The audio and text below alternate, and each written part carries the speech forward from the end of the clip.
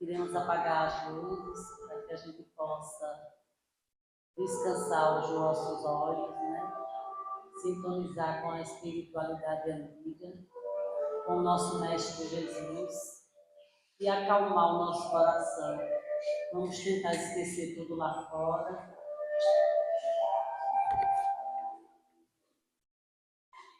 Vamos tentar sentar de forma confortável, né? Para que a espiritualidade possa nos intuir e nos ajudar.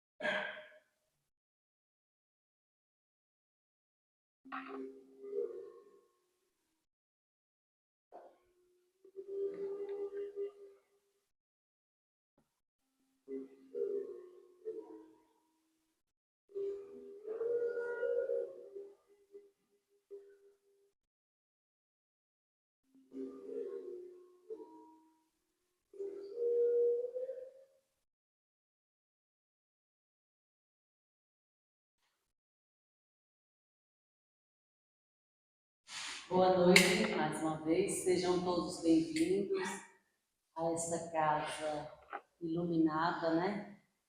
literalmente iluminada, mas que já se encontra aqui energizada, né? Que a espiritualidade amiga que aqui está presente nos intua, nos fortaleça, né? Para mais uma noite de estudos. Bom, os avisos rotineiros, às terças-feiras realizamos reuniões de estudos, né? A partir das 7h30 da noite. Às sextas-feiras acontecem as doutrinárias. E no terceiro sábado de cada mês, nós fazemos entrega de cesta básica, tem a nossa campanha do quilo, né? As pessoas, nós temos 16 famílias, às vezes 17, quando aparece uma cesta a mais, a gente ainda chama outra pessoa, mas vocês estão convidados, né, a participar dessa nossa campanha. Quem não puder trazer uma cesta inteira, mas que traga 1 quilo de alimento não perecível, e a gente vai juntando e vai ajudando a muitas famílias, né? Que Deus continue nos abençoando, dando força, coragem para a gente poder ajudar cada dia mais. Hoje nós temos o nosso palestrante aqui, né, o Rafael, que veio, ele, na verdade ele é natural de Brasília, mas desde 2014, é isso? Desde 2014 está em Nossa Senhora da Glória, no Ivone Pereira, né? É o centro que o nosso amigo Euvaldo é presidente, né? Lá ele é presidente, então ele é desse centro e hoje veio nos agraciar com os estudos, com o que ele estuda e que aprendeu para passar para a gente. Muito obrigada desde já, com sua esposa também está ali, Gladys, né? Sejam bem-vindos. Para a leitura preparatória, nós vamos convidar a nossa irmã Gladys, né, que veio de lá de Glória também. Ela vai ler sobre oração.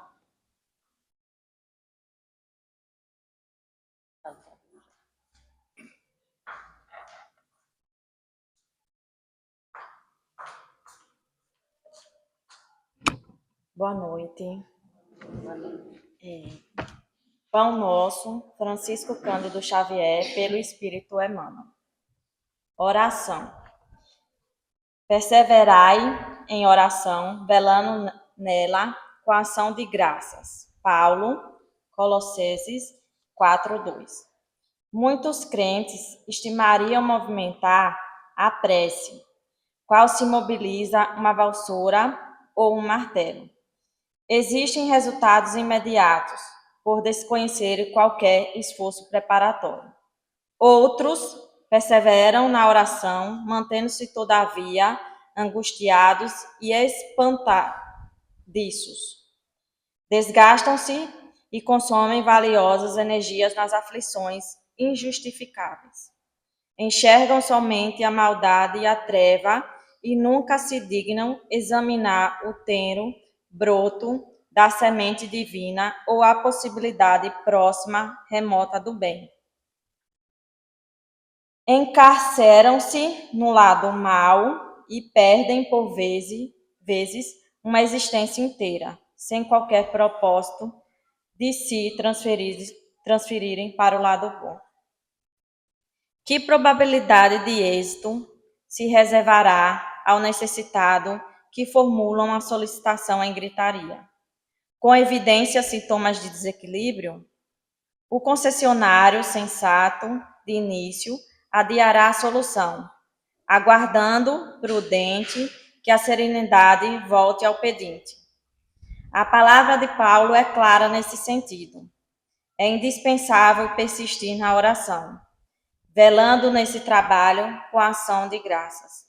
É forçoso reconhecer que louvor não é apenas pronunciar votos brilhantes, é também alegrar-se em pleno combate pela vitória do bem, agradecendo ao Senhor os motivos de sacrifício e sofrimento, buscando as vantagens que a diversidade e o trabalho nos trouxeram ao Espírito.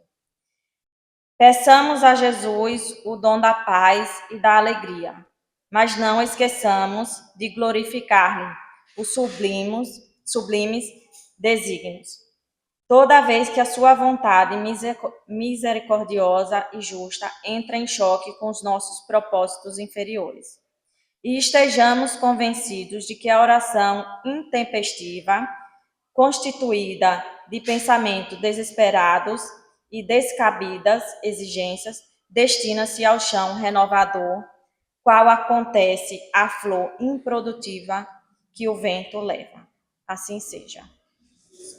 Que assim seja. Bom, depois da lição preparatória, né? Agora o momento da prece.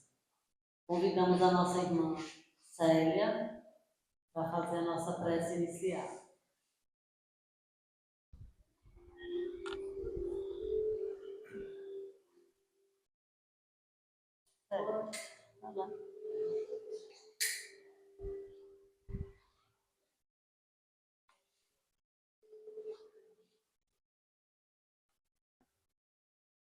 Boa noite a todos. Elevar o nosso pensamento ao alto e agradecer ao Mestre Jesus de estarmos mais uma vez aqui, buscando a nossa melhoria moral no nosso dia a dia. Que assim seja.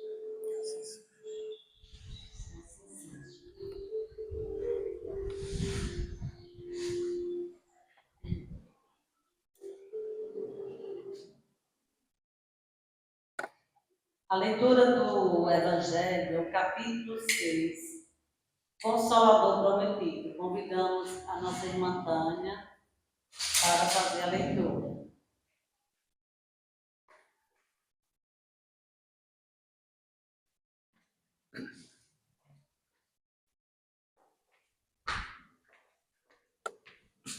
Boa noite.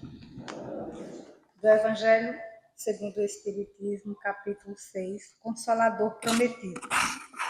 Se me amais, guardai os meus mandamentos, e eu regarei ao Pai, e ele vos dará outro Consolador, para que fique eternamente convosco o Espírito da verdade, a quem o mundo não pode receber, porque não o vê nem o conhece. Mas vós o conhecereis, porque ele ficará convosco e estará em vós. Mas o Consolador, que é o Espírito Santo, a quem o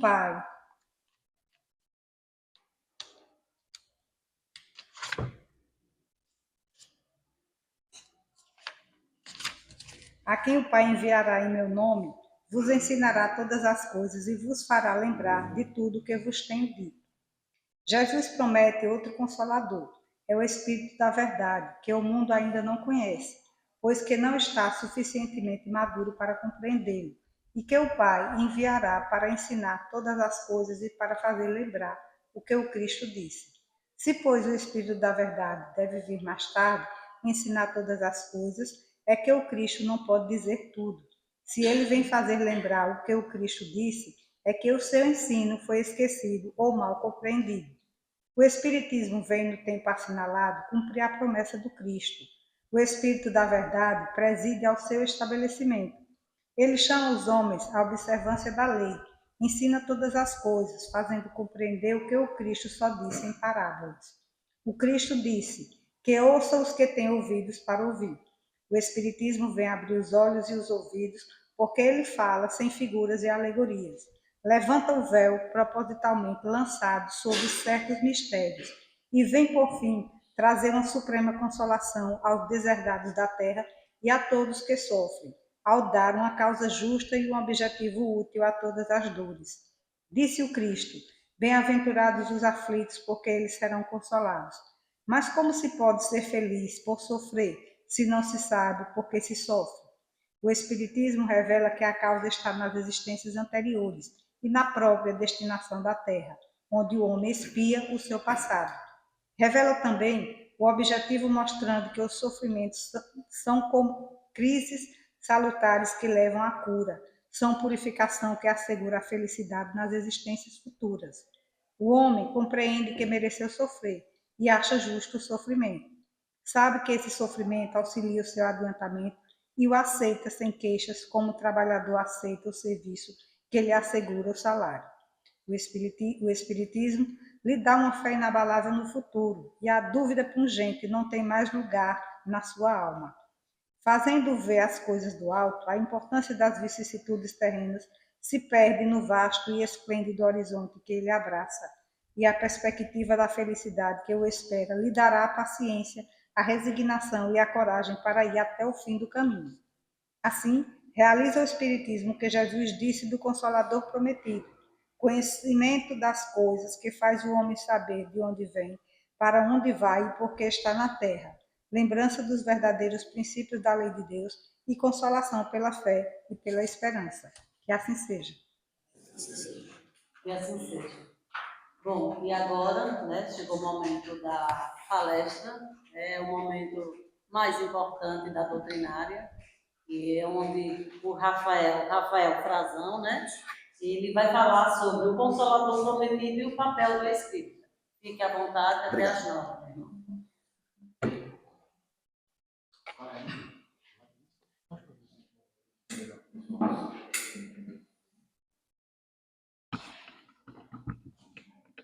Boa noite a todos, que a paz do nosso Senhor nos acompanhe nesta noite. Primeiramente, eu gostaria de agradecer, a acolhida, nesta noite. É a primeira vez que eu venho ao Veleiro de Luz e fiquei encantado, não só com a construção, mas com a história. Conversamos bastante, eu e Jair, quando eu cheguei. Bom, e espero que todos nós tenhamos uma noite agradável. Bom, vamos falar um pouquinho sobre o Consolador prometido, e o papel do espírita. Para começarmos, vamos entender, eu gosto de trazer o sentido das palavras. Kardec ele tinha essa preocupação na codificação da doutrina com o sentido das palavras. É tanto que Kardec ele vai criar palavras novas para poder definir a doutrina que ele codificava. Então ele cria o Espiritismo, para que não haja dúvidas, para que não haja comparações com qualquer outra doutrina que já houvesse existido. E aquele que frequenta, aquele que abraça a doutrina de espírita, ou espiritista. Então, consolador é aquele que consola, traz conforto. Então, a gente já vê aqui um sentido para o espiritismo. Eu costumo dizer que o espiritismo ele não vai te aliviar das necessidades. Ele não vai fazer com que você evite a dor. O espiritismo ele não é uma doutrina estoica. O estoicismo é uma doutrina que prega o não sofrimento. Você está incólume a todos os acontecimentos da vida. É uma ideia. Bom, eu não vou sofrer por nada, nada me abala. Bom, os espíritos superiores sabem que isso não é uma condição de nós, espíritos ainda imperfeitos, ignorantes. Não é deste mundo. Então, por isso ele traz esse papel do espiritismo consolador, porque ele sabe que nós vamos sofrer, e o sofrimento ainda ele é necessário, para despertar certas aptidões, para nos tirar da zona de conforto. Inclusive a neurociência já se desdobra sobre essas questões. A neurociência ela vai dizer que o estresse, ela se chama estresse, não sofrimento, ele muda expressões gênicas, ou seja, do nosso DNA, que estavam adormecidas. Então perceba que aquilo que já foi trazido lá no século XIX pelos espíritos superiores, hoje a ciência já começa a comprovar. Só que, é claro, olhando para o ponto de vista biológico. Então, o espiritismo é aquele que consola. Ele sabe que nós vamos precisar de consolação. E o que é consolar? Consolar é aliviar, ou tentar aliviar a dor, o sofrimento, a aflição. De outrem ou a própria, com palavras, recompensas, promessas, etc. E isso são definições do dicionário. O dicionário traz essas definições. Então perceba, é aliviar ou tentar aliviar a dor, o sofrimento, a aflição.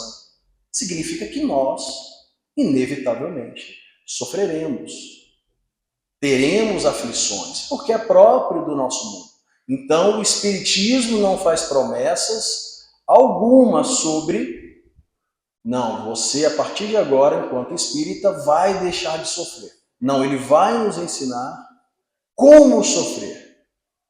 Como foi dito no texto do Evangelho, qual é o sentido desse sofrimento, o porquê sofro, né? E o que eu posso aprender com isso. Antes, vamos passar um pouquinho nas questões históricas, tá? Porque o Espiritismo também é tido como a terceira revelação prometida pelo Cristo, e a primeira, ela data ali algo em torno do ano 1500 a.C., tá? Com Moisés.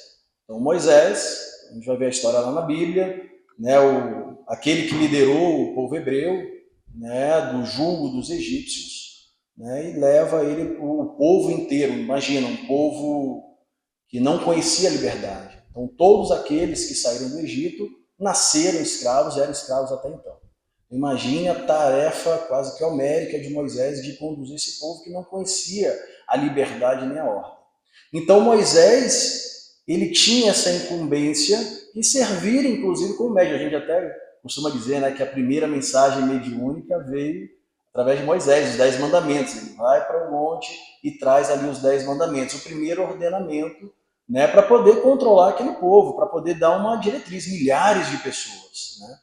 Então a gente tem os 10 mandamentos. Só que de Moisés até o Cristo, esses 10 mandamentos se desdobraram em mais de 600 leis, né? Então era ali os ensinamentos do homem para o homem. Um homem inspirado, é fato, mas ainda olhando para aquelas, a gente está falando de 1.500 anos antes de Cristo, 3.500 anos atrás, né? Ou seja, aqueles que ali conviviam, né, ainda estavam talvez no início ali da sua jornada consciencial.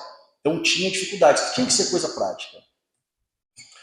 Depois vem a segunda revelação, já ali com Jesus Cristo. Então a gente já vem o ensinamento do Espírito para o homem. Jesus Cristo, Espírito puro na sua natureza, encarna a primeira vez no planeta Terra, ele não reencarna, né? Então ele veio trazer essa mensagem do próprio Pai.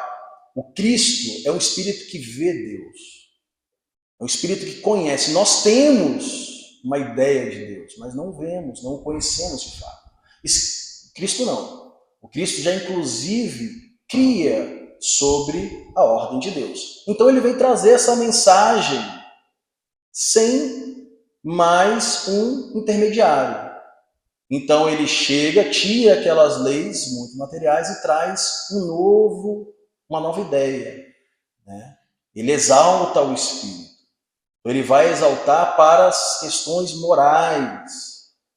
Então vai inclusive, né, criar um certo alvoroço para aqueles que dominavam ali a religião da época, que tinham talvez a incumbência de orientar o povo para essas questões, mas por conta da corrupção, por conta da própria satisfação do ego, né, deturparam aqueles primeiros mandamentos lá de trás. Então o Cristo ele vem trazer agora essa mensagem. Só que vamos lembrar que o Cristo ele encarna há 2000 anos. A língua que o Cristo falava era o aramaico arcaico. Os historiadores, né, trazem uma informação que o aramaico arcaico, né, ele tinha algo em torno de 10.000 verbetes, ou seja, 10.000 palavras para você dar sentido a tudo. Hoje o nosso português conta com algo em torno de 300.000 palavras, e ainda assim a gente às vezes não encontra a palavra para dar sentido a certos pensamentos. Imagine a tarefa do Cristo para trazer ensinamentos complexos para aquele povo, que além da ignorância, né, consciencial, por conta ainda dos primeiros anos da jornada espiritual, né, tinha dificuldade da linguagem. Então ele precisava falar muito por parábolas, trazer exemplos, né, vivificar a experiência. E o Cristo não vem mais ensinar apenas pelas palavras. Aquilo que ele ensina, ele demonstra. Ele vem ensinar pelo exemplo, para ficar palpável, né? E ele vai falar, olha, mestre, por que falas por parábolas? Porque nem todo mundo vai entender.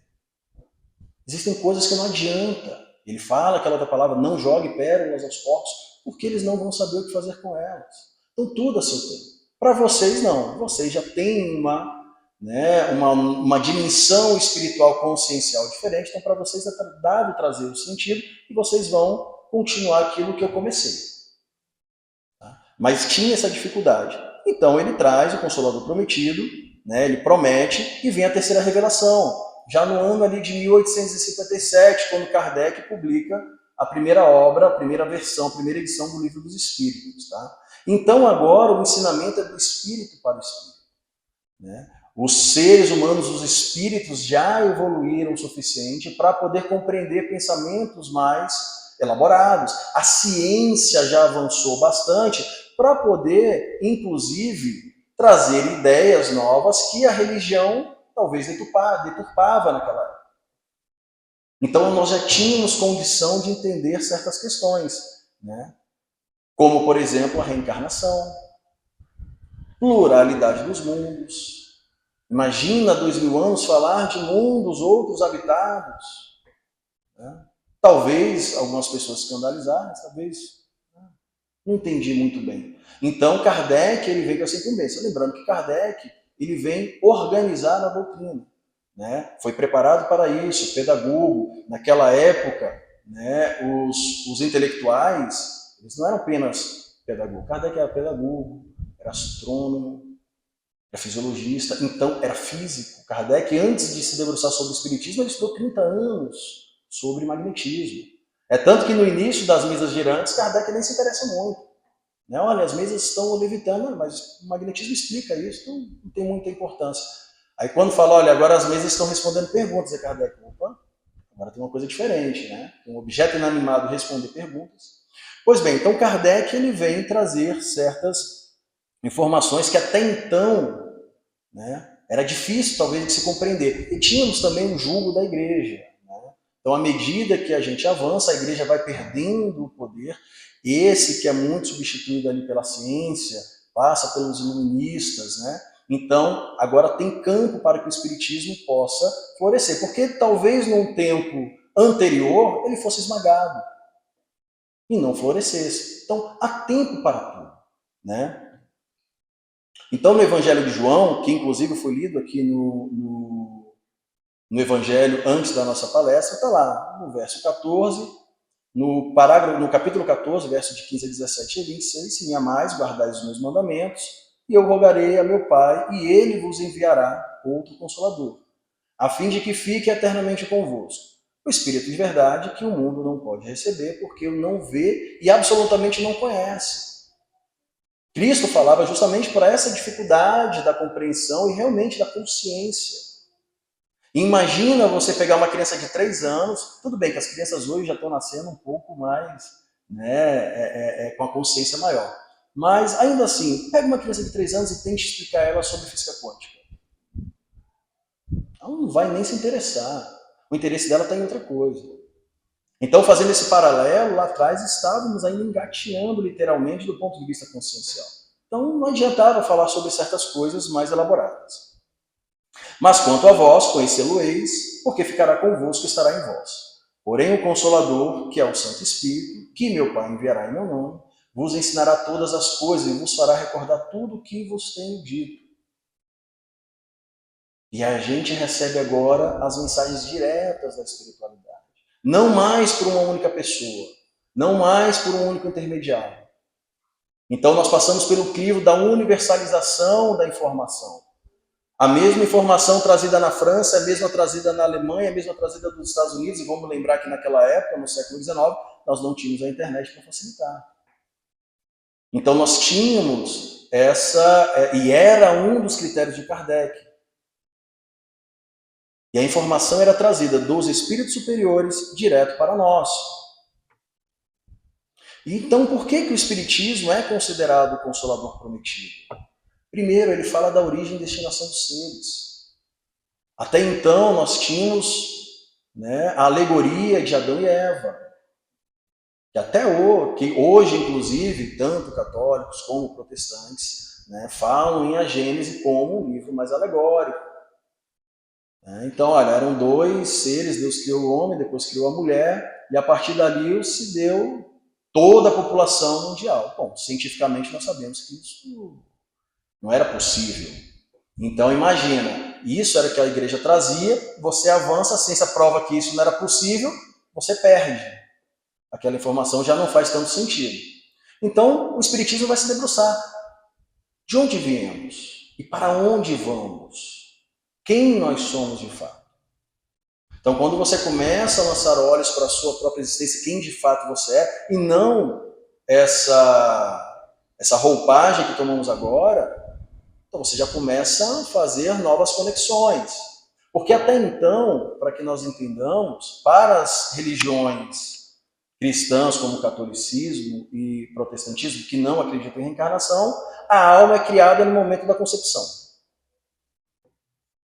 Isso para mim era um problema, porque se Deus é bom, se Deus é justo e ama todos de forma igual, como que Deus pode me colocar numa situação, já desde o início da minha infância, constrangedora, e para aquele outro lá numa situação tranquila? Pais equilibrados, financeiramente, psicologicamente, num local melhor, enquanto outros já começam nascendo, nem sabem se vão completar o primeiro ano. Se Deus não é tão bom e tão justo assim, o que eu fiz para merecer, já que eu não trago nada para poder pagar? Essas eram questões minhas. Rafael Frazão, antes de conhecer o Espiritismo. Então eu fazia esses questionamentos.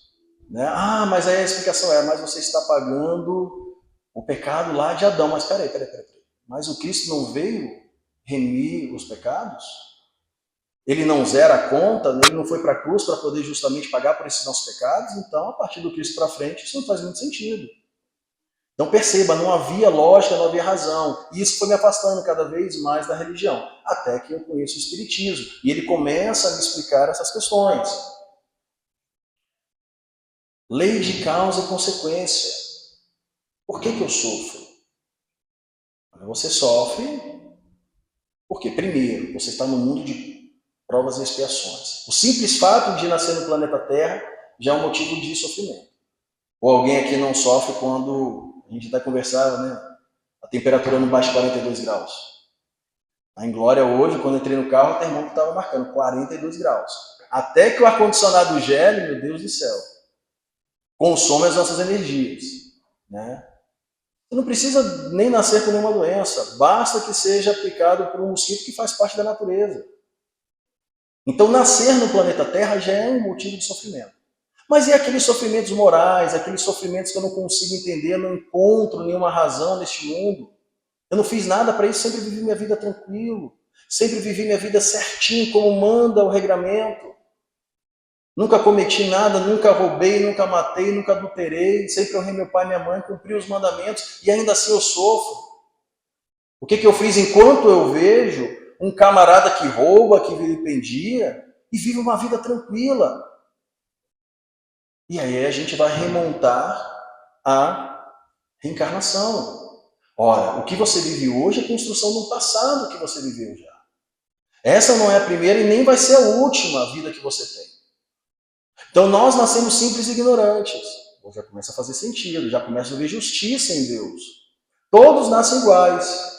À medida que você vivencia as experiências materiais, você vai acumulando virtudes ou vícios.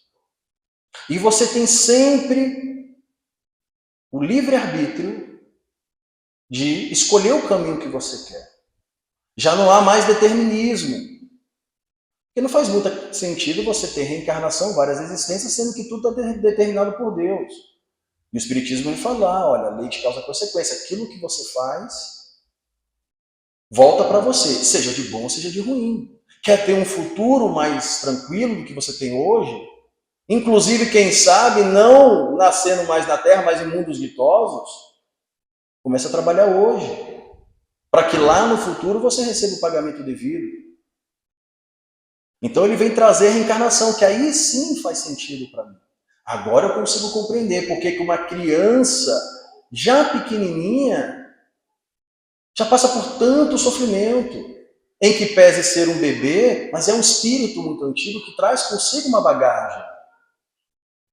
Não é porque está naquela roupagem inicial, e tem uma explicação para isso, para que a gente, sabemos que a maioria das nossas relações familiares são ainda conflituosas, são resgates que temos que fazer.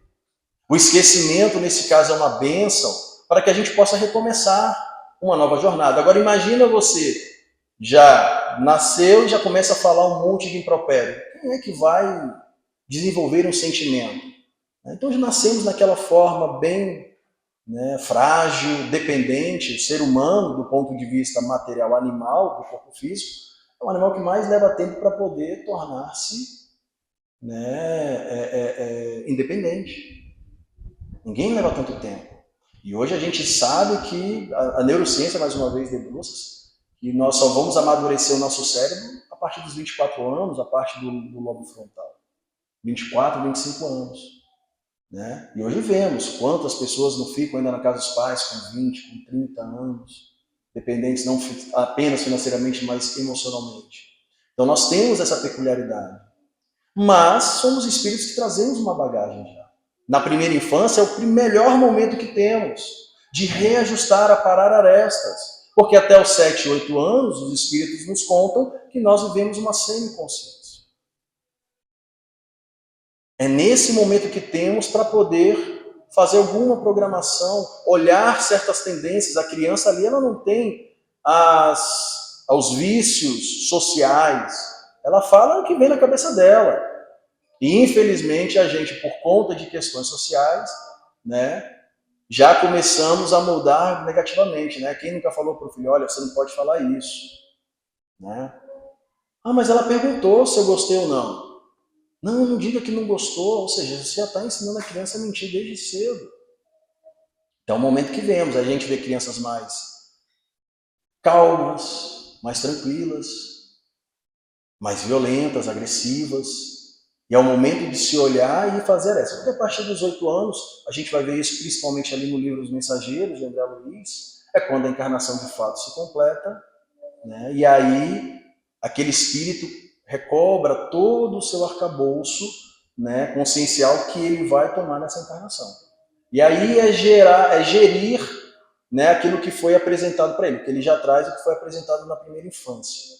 Tá? Então a reencarnação é uma chave maravilhosa. E é muito interessante como isso é importante. Eu estava assistindo um vídeo, num momento de distração, numa rede social, um comediante americano. Olha que nos Estados Unidos a ideia espírita não é nem tão difundida assim, né?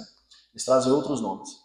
E ele é negro, e sabemos que nos Estados Unidos a questão racial ela é muito mais intensa do que talvez aqui no Brasil. Não que no Brasil não tenha, mas lá, né, a segregação ela é de fato estrutural. Ele faz uma piada e falou, olha, eu fiquei sabendo de uma tal de reencarnação, fazendo stand-up, brincando, e eu não sei se eu gosto muito não. Porque eu, enquanto negro, eu vou olhar para o banco e vou falar, olha, você me deve reparação histórica. Tá? Isso é uma piada que ele traz mesmo. Mas aí quando você chama reencarnação, eles dizem que se eu sofro hoje, muito provavelmente é porque eu fiz sofrer no passado aquilo que eu sofro hoje. Então quer dizer que no passado eu posso ter sido branco. Hoje que eu acuso você, pode ter sido eu a ter feito. Eu não sei se eu gosto muito dessa ideia. Olha como a coisa muda de figura. Você já não se coloca mais numa situação... Perceba, eu não estou falando que passar por injunções nessa encarnação não seja constrangedor e aquele que pratique a violência, o crime, não deva ser punido, muito pelo contrário. Mas nós saímos daquela situação de vítima apenas, inerte à situação, e tomamos para nós uma decisão, fala, olha, bom, se eu estou passando por isso, talvez no passado eu tenha feito viver. A gente vai ver que no Livro dos Espíritos ele traz isso. Não é um fatalismo. Tá? Nem todos precisam passar por aquilo que fizeram passar. Esse é o caminho da dor. Tem sempre o do amor. Quando entendemos o que fizemos e buscamos a reparação. A gente não precisa sofrer aquilo que a gente fez. Ah, eu matei 10 pessoas no passado, vou ter que morrer 10 vezes assassinado. Não faz o menor sentido. Tá? Isso não é espiritismo. Ah, então quer dizer que a mulher que foi estuprada porque no passado estuprou. Não faz o menor sentido. Porque, do contrário, ela precisa ser estuprada. Não. Porque aí você tira o agressor, o criminoso, do papel de criminoso e coloca ele de justiceiro divino. Não é isso. Mas aquelas injunções que não fazem parte da nossa experiência hoje, que nós não concorremos para que elas acontecessem, muito provavelmente remontam ao passado. Porque não há nada que aconteça nesse mundo que não tenha permissão de Deus. Inclusive o nosso sofrimento. E serve a um propósito, ao de nos fazer progredir. E tudo isso pelo raciocínio lógico, como eu falei, para mim não fazia muito sentido. Então quer dizer que eu nasço agora, não tenho nenhum pecado e estou pagando? Ah, sim, me falaram uma vez, mas você está pagando pelo pecado dos seus pais. Eu falei, oi? Mas nem a minha justiça, a justiça dos homens não me imputa um crime do meu pai? Deus, que é a inteligência suprema, que criou tudo, vai errar dessa forma? Não faz sentido, meu amigo. Para mim, eu não consigo me convencer.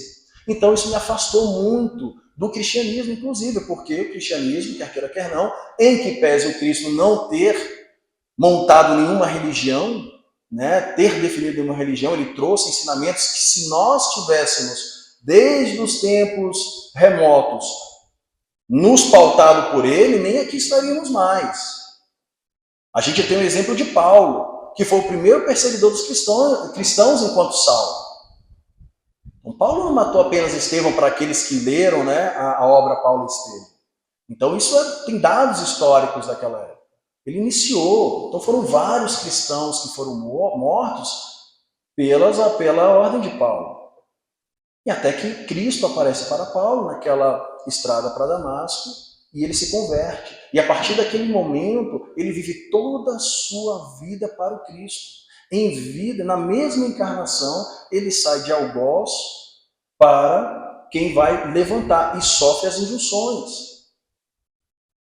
E é recebido pelo próprio Estevão, pela a irmã de Estevão, que era amada dele, para quem leu o livro, e pelo próprio Cristo. Numa única encarnação, ele conseguiu recuperar aquilo que ele havia vilipendiado. Então, nós podemos. Agora, queremos? Essa é a pergunta. Estamos dispostos? Depende da gente. A fé inabalável só o é a que pode encarar frente a frente a razão em todas as épocas da humanidade. Essa é a fé inabalável. Pode acontecer o que for. Se tem razão, se tem lógica, ela se sustenta. Aquela que não possui, ela vai cair ao longo do tempo. Como várias coisas que eram tidas como verdade, ficaram ao longo da jornada, quando foram provadas que não eram. Qual é a missão do espírita? A gente vai ver isso lá no Evangelho segundo o Espiritismo, entrando já nessa parte do papel do espírita, no capítulo 20, 32, diz o seguinte o texto. Bons espíritas, meus bem-amados, sois todos obreiros da última hora. Bem orgulhoso seria aquele que dissesse, comecei o trabalho ao alvorecer do dia e só o terminarei ao anoitecer. Todos viestes quando fostes chamados um pouco mais cedo, um pouco mais tarde, para a encarnação cujos grilhões arrastais. Mas há quantos séculos e séculos o Senhor vos chamava para a sua vinha, sem que quisesseis penetrar nela. Eis-vos no momento de embolsar o salário. Empregai bem a hora que vos resta e não esqueçais nunca que a vossa existência, por longa que vos pareça, mas não é do que um instante fugitivo na imensidade dos tempos que formam para vós a eternidade. Constantino, Espírito Protetor. Então, nessa mensagem daria para a gente fazer um seminário de informações.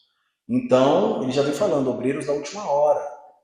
O que marca, o que nos traz a ideia, justamente, do momento de transição planetária, como eu e Jair conversávamos antes.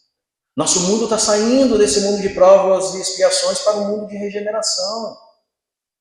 E só ficarão aqueles que estiverem em consonância com essa energia, com esse propósito. Senão, muitos de nós que já viemos degradados de outros planetas, seremos convidados novamente a nos retirar. E aí, 42 graus, ainda hoje a gente tem o ar-condicionado. Talvez vivamos algumas experiências que o ar-condicionado nem ideia fará. Então, é imperioso que aproveitemos essa hora. Tá? Então ele fala, para a encarnação cujos grilhões arrastais, grilhões, aquelas correntes que nos prendem à materialidade, as nossas paixões materiais, os nossos vícios.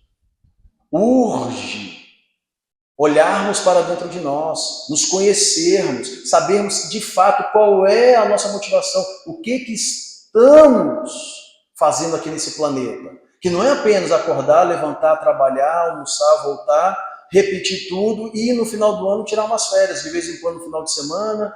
Isso tudo é importante. Faz parte, é necessário na nossa Mas não é o objetivo da nossa encarnação. Porque tudo que fizermos aqui tem que ter esse olhar para a vida no plano espiritual. Porque é para onde voltaremos todos nós, não sabemos quando. Mas se tem uma coisa que é certa, é que desencarnaremos. E o que levaremos para lá? Porque os títulos sabemos que não levamos. André Luiz é a prova que temos, né? Médico de renome na Terra, quando volta, servia para mal servia para limpar o chão do pronto-socorro no nosso lar. Que aquilo que ele aprendeu ali não fazia muito sentido. Bens materiais, posses, é importante. Joana de Ângeles tem um capítulo chamado Propriedade no livro Jesus e o Evangelho sob a luz da psicologia profunda, em uma das suas obras da coleção psicológica, são 16 obras. E ela fala dessa necessidade de buscarmos sempre nos melhorarmos do ponto de vista material, mas de forma honesta, porque isso vai servir de alavanca para que desenvolvamos a inteligência, habilidades, que serão importantes para desenvolvermos também as questões morais. Então não é para fazermos voto de pobreza, não é isso, não faz o menor sentido isso. Tanto a riqueza quanto a pobreza têm o seu objetivo na Terra. Mas almejar uma vida material mais confortável não é nenhum pecado, muito pelo contrário. Agora, o que você vai fazer para alcançar isso é que importa. E se você se tornará escravo disso. Então a gente precisa entender essas questões. E o verdadeiro espírita? Reconhece-se o verdadeiro espírita pela sua transformação moral e pelos esforços que emprega para domar suas inclinações más. Evangelho também, segundo o Espiritismo, capítulo 17, item 4. Aquele que aqui está, tanto presente quanto aqueles que nos ouvem nas redes sociais, acha que não tem nenhuma inclinação má, já começa em desvantagem. Porque todos que estamos aqui temos inclinações más. É justamente por isso que estamos encarnados na Terra. O único que pisou o pé neste planeta que não tinha inclinação má chamou-se Jesus Cristo. Chico tinha suas tendências más. A Emmanuel, quantas vezes não puxou a orelha de Chico? Divaldo tem, e ele conta isso sem nenhum milindre. Então, a primeira coisa que devemos olhar para dentro de nós, quais são as nossas inclinações más, porque é só dessa forma que nós poderemos nos reformarmos. A gente não muda aquilo que a gente não reconhece que precisa de mudança. Porque se fôssemos espíritos sem inclinações más, não estaríamos aqui. Simples assim. Esse é o primeiro critério. Está encarnado no planeta Terra? Seja bem-vindo. Todos nós temos inclinações más. Eu já escutei quantas vezes eu escutei, não, mas eu sou uma pessoa boa. Eu não penso mal de ninguém, etc. Eu dava as costas e estava lá, gritando com a empregada, parecendo que era escravo. Mas você não acabou de falar. Isso eu estou falando porque é dentro da minha família, tá? Por isso que eu estou trazendo, não é de ouvir falar, não, de ver. Pessoa muito querida, inclusive, né? Uma tia, inclusive, que já desencarnou, eu falava e eu provocava, eu falei, mas a senhora não acabou de falar que era uma pessoa boa? E é isso aí que a senhora está fazendo com... A senhora percebe que a gente precisa, a gente tem, e reconhecer isso é bom. Porque a gente já reconhece que precisa mudar. Bom, ok, errei. Então eu não posso mais fazer isso. E vai lutar contra essas inclinações más. Em tudo. Tá? Em todos os campos da nossa vida a gente vai olhar. Egoísmo, vaidade, sentimento de posse, para tudo, seja para coisas, seja para pessoas. São inclinações más que precisamos olhar. Vamos sair dessa encarnação puros? Pouco provável. Em que pese ser possível, mas é pouco provável. Mas a gente precisa começar a enumerar quais são e qual é a mais importante para nós reformarmos. É o conhecimento de si. Lá antes de Cristo, no Templo de Delfos, já estava escrito, conhece-te a ti mesmo. É a única forma que temos de realmente passarmos deste mundo para outros mundos ditosos. Fora da caridade não há salvação. Meus filhos, na máxima, fora da caridade não há salvação, estão encerrados os destinos dos homens, na terra e no céu. Na terra, porque à sombra desse estandarte, eles viverão em paz. No céu, porque os que o houverem praticado acharão graças diante do Senhor. Paulo Apóstolo, Evangelho segundo o Espiritismo, capítulo 17, item 4. Essa é a forma que temos para progredirmos. Só que para atingirmos essa caridade, a gente precisa burilar as inclinações más. Porque a caridade que mais pesa para o espírito não é o material. Essa é importante, como eu falei. Nós vivemos no mundo material, necessitamos de nos alimentarmos, de nos vestirmos, de termos uma certa tranquilidade, porque ninguém vai me dizer que vive feliz, não tendo a certeza que vai conseguir alimentar seu filho. Não ter a certeza que vai conseguir o dinheiro para fazer as compras. Eu passei isso na minha casa. Eu lembro que passamos uma dificuldade financeira, meu pai, eu lembro como se fosse hoje, e meu pai neurotizou, ele não sabia como fazer, não se falava em psicologia na década de 90, como se fala hoje, etc. E para um homem, então meu pai neurotizava, o que ele fazia para aliviar a tensão? Ia para o bar. Ia beber para poder esquecer. E muitas vezes, ele comentando, conversando com ele, dia desses, ele, Rafael, eu vou te ser sincero, muitas vezes eu ia pro bar para poder tentar levar dinheiro para casa. Porque meu pai jogava sinuca, ele era muito bom. E eu ia para a mesa da sinuca porque eu sabia que ali eu podia conseguir alguma coisa para levar para casa. Só que acaba que, por conta do ambiente, você se entendia, não era feliz.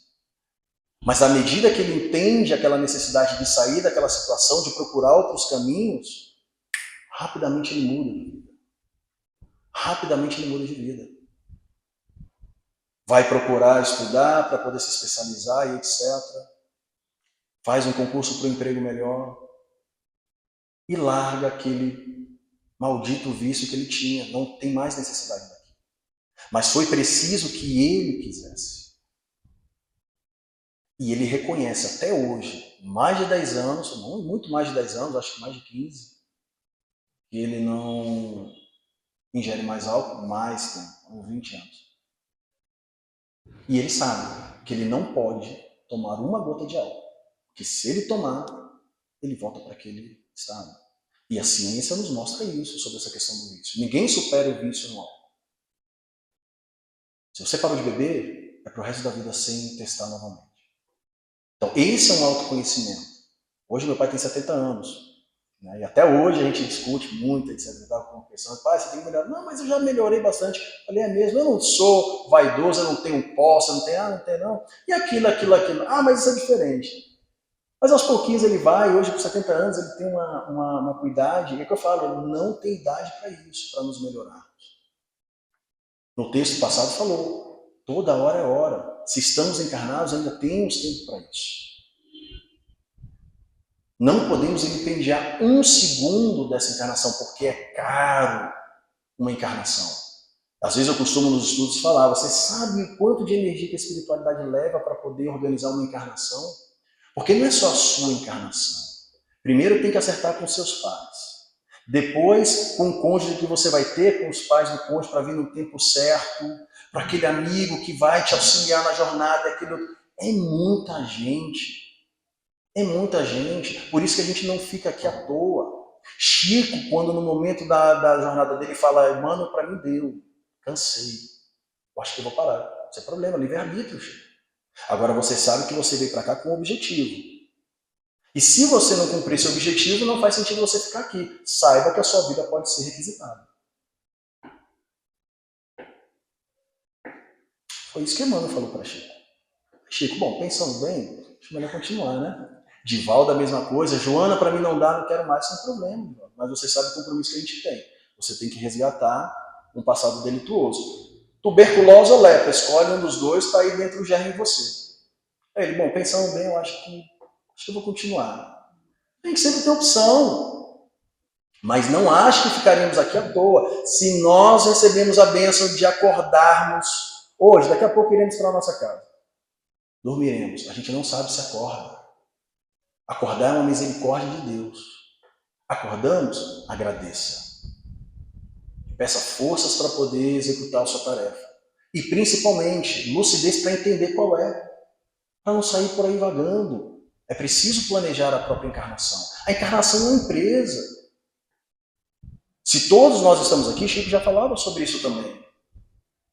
Se o espírito ele aquece a ideia da encarnação de forma natural, é muito provável que ele já no plano espiritual tenha auxiliado na programação da própria encarnação. Então nós temos uma programação. Ah, Rafael, mas é difícil, eu não sou médium. Mas quem disse que você precisa ser médium para poder... Todos nós temos o que se chama sentido espiritual, que é a raiz das mediunidades, Revista Espírita, 1867, edição de março, salvo engano. Os espíritos, Kardec vai se desdobrar sobre essa questão. Todos nós temos, que é o nosso elo de ligação com a espiritualidade. Lembra que Deus é bom e justo para com todos? Não daria para um ou para outros eleitos, ainda mais no tempo em que estamos, a capacidade de se comunicar com a espiritualidade? E para outros não. Todos nós temos. Basta que façamos a nossa parte, como foi lido no texto de abertura, a oração. A oração é o primeiro contato que temos com a espiritualidade. E amadurecemos, educamos esse sentido espiritual. Não tem uma prece honesta, sincera, que não seja respondida. Eu, pelo menos, nunca tive. Mas não é daquele, não, meu filho, é assim, assim, assado. Às vezes abre o livro. Quantas vezes eu fazendo questionamento para a espiritualidade, mas não vem claro, etc., aquela intuição. Eu já tinha começado o livro, estava no meio, parei um tempo, falei, volta lá para o primeiro capítulo. Aí quando eu abro o livro, está lá o texto que eu precisava ler. A todos nós andamos. Mas é preciso que façamos da nossa parte e buscar. E qual é o papel do espírita?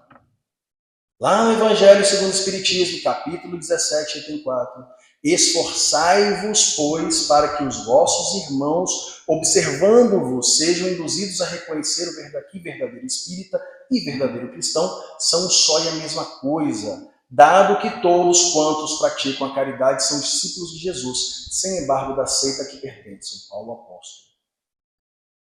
O papel do espírita não é sair falando que o espiritismo é a doutrina, o consolador prometido. Isso é importante. Estudar é importante porque vai expandir o nosso conhecimento, a nossa razão. Fazer o papel da divulgação, como estamos fazendo aqui agora, é importante, mas nada disso vale se você não vivenciar o espiritismo, aquilo que o espiritismo lhe ensina. De nada adianta estarmos aqui todos na palestra doutrinária, no estudo, tudo é importante. Mas se você não pega o que ensinou, a partir do momento que bota o pé do lado de fora e vivencia isso, você está perdendo tempo. E é em todos os campos, não adianta você ser espírita e cristão aqui. Aí na hora do seu trabalho, eu sou vendedor, né? A gente conversava sobre isso. Eu sou consultor de negócios. Então, auxilio empresas a organizar os seus negócios, do ponto de vista financeiro, estratégico. E muitas vezes sou consultado por empresários para abrir novos negócios. Então, como sou de Glória, o ramo laticínio é muito forte. Então, esses dias o empresário tem dinheiro, não ia passar problema, né? E por intermédio de um amigo, Rafael, ele queria conversar com você, queria contratar os seus serviços para poder fazer, ótimo. Seria um investimento aí na casa de 2 milhões, 3 milhões, a gente ganha comissão em cima daquilo.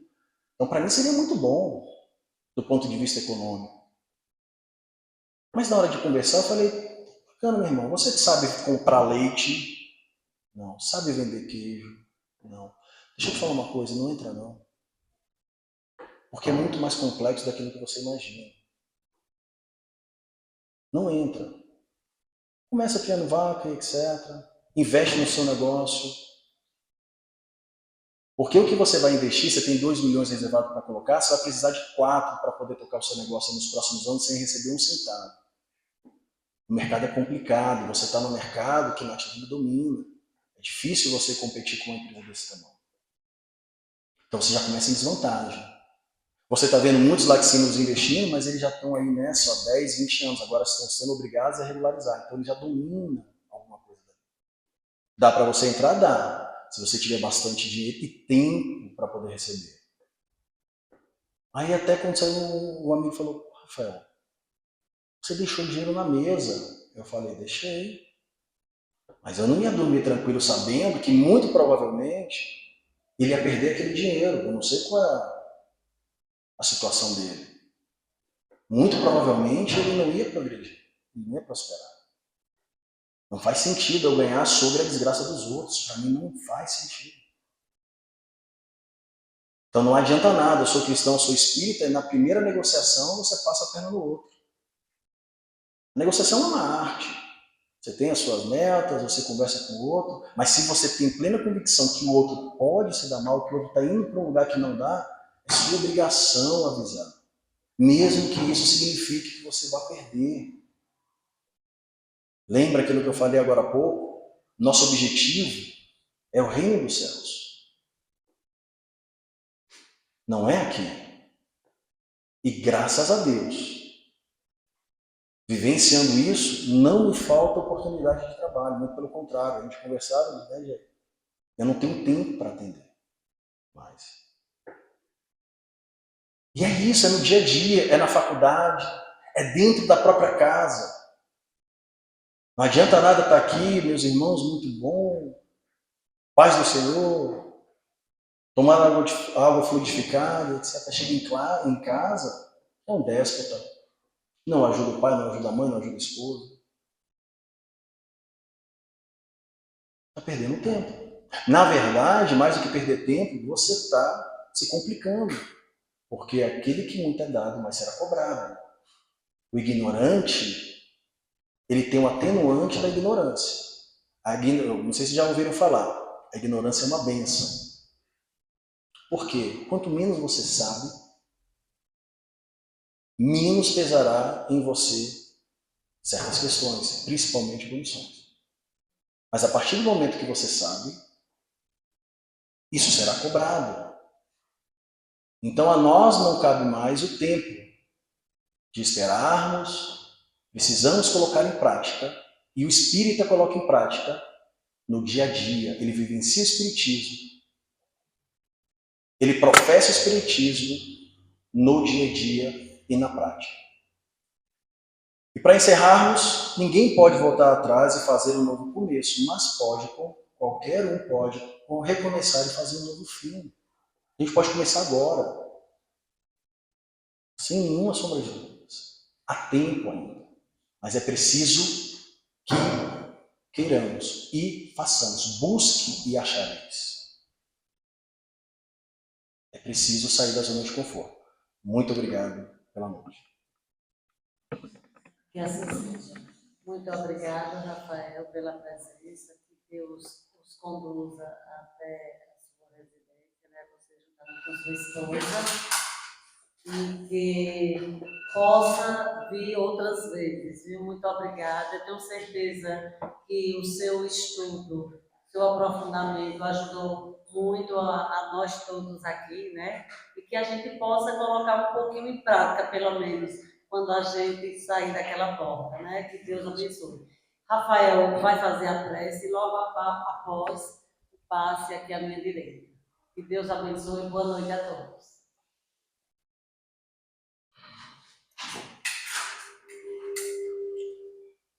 Então nos coloquemos confortáveis nas nossas cadeiras, fechemos os nossos olhos e tragamos para a nossa mente a imagem do nosso mestre amigo Jesus.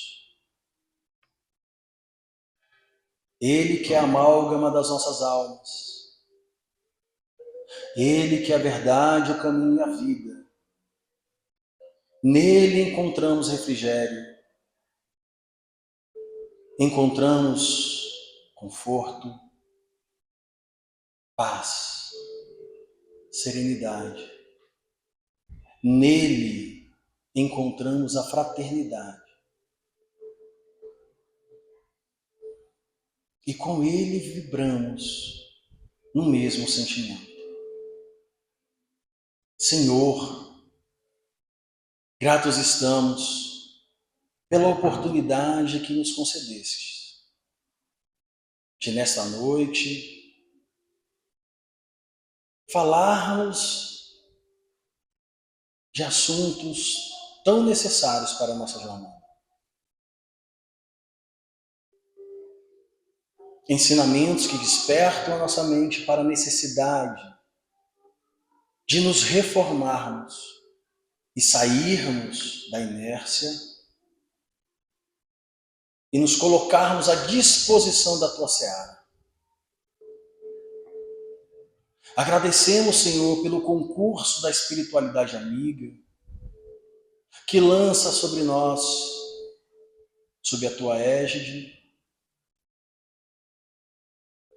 o bálsamo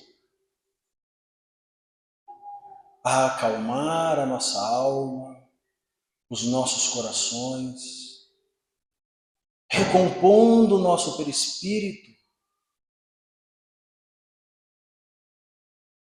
e nos fortalecendo para continuarmos a jornada que começamos antes mesmo de reencarnarmos, ainda no plano espiritual, em sua programação.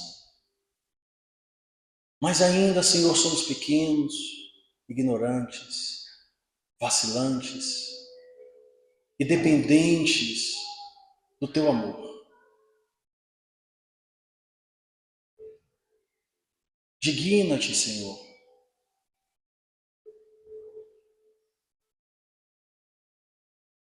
de entregar a tua paz a nós,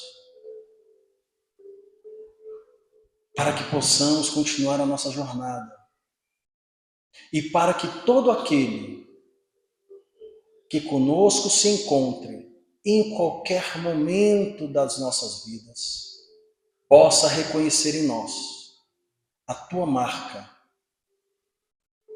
a marca do teu seguidor, que é a da caridade, da fraternidade e do consolo. Que a vontade do nosso Pai seja feita antes da nossa, hoje, amanhã e sempre. Em teu nome, Senhor, que assim seja.